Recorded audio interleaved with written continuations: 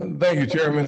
Thank you to Senator Carper for making it easy for me to transition into my questioning on opportunity zones of Mr. Hawkins. Mr. Hawkins, I was going to ask you a question about opportunity zones later on during the process here, but let's just continue the conversation that Senator Carper was so gracious to begin. I'll say without any question that you look at the commitment, the dollar amount committed from the private sector to some of the most distressed communities in our country through the opportunity zone legislation. It's over $70 billion, from my understanding. Is that about right, sir?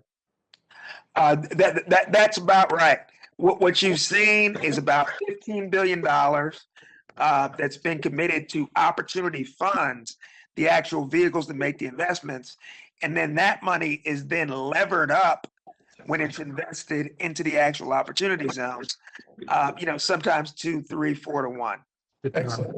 And would you also agree, Mr. Hawkins, that opportunity zones, while one of the more important aspects of the legislation is to bring private capital into distressed communities, another very important feature is not to gentrify those neighborhoods. And thus far, we've seen in the single digits gentrification. Is that still accurate?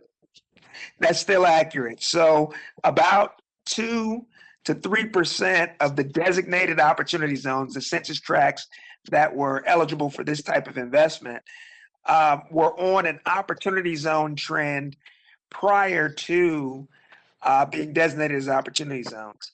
And so we've seen that gentrification so far in the designated zones is no more severe than it was on the trend that existed prior to being designated. And that's incredibly important because I've said this several times, that the definition of creating better communities is to run people like me out. As a person who grew up in poverty in a single parent household, if the definition of improving a neighborhood is to push me out, that does not work for me. So I'm very pleased and excited to hear that opportunity zones continue to produce more opportunities for typically majority minority areas in a way that doesn't necessarily lead to gentrification. Absolutely. That's And, really and one of the key things that we need in order to maintain that trend is we need, I would love to see you reintroduce your Impact Act, which provides us reporting and transparency for what's happening in opportunity zones. And so that way we will understand the direct jobs that are created and the economic impact on the communities that have been designated. And you all will have the tools to make any adjustments to opportunity zones that are necessary to make sure that the existing residents of opportunity zones benefit. Well, thank you very much, Mr. Hawkins, for that last comment, because it's really important for us to be able to measure the success of the zones. And one of the ways that we do that is by having reporting requirements that require all funds to report on their activity.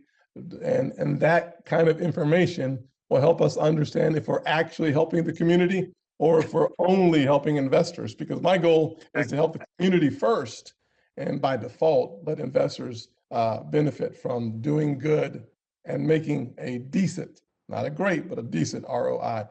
Finally, Mr. Hawkins, as you know and I know, but others may not know, you served as my tax counsel during the tax reform.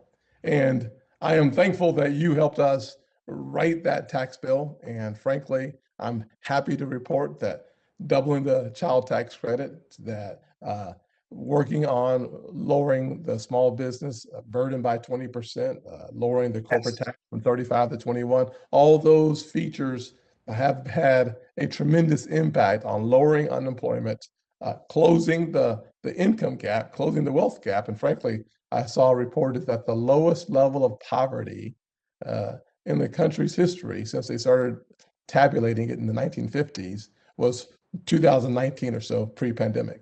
Sure. Oh yeah, absolutely. And you look at the different aspects. One of the things I always joked about when I was working for you is I loved having a boss that had actually in his past career signed the front of a check, not just the back.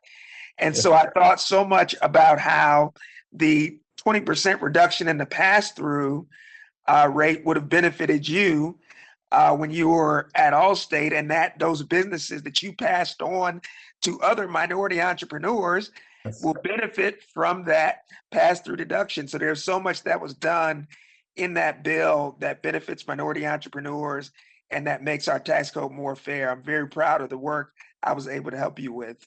Well, thank you, Mr. Hawkins. And Mr. Chairman, thank you for your timeliness there of having Senator Carper go right before me so that we could continue the conversation on opportunity zones. That's pretty good leadership. Thank you, Mr. Hawkins. I wasn't able to foreordain it, but I'm glad that members are getting recognized. The next two will be Senator Toomey and Senator Cardin.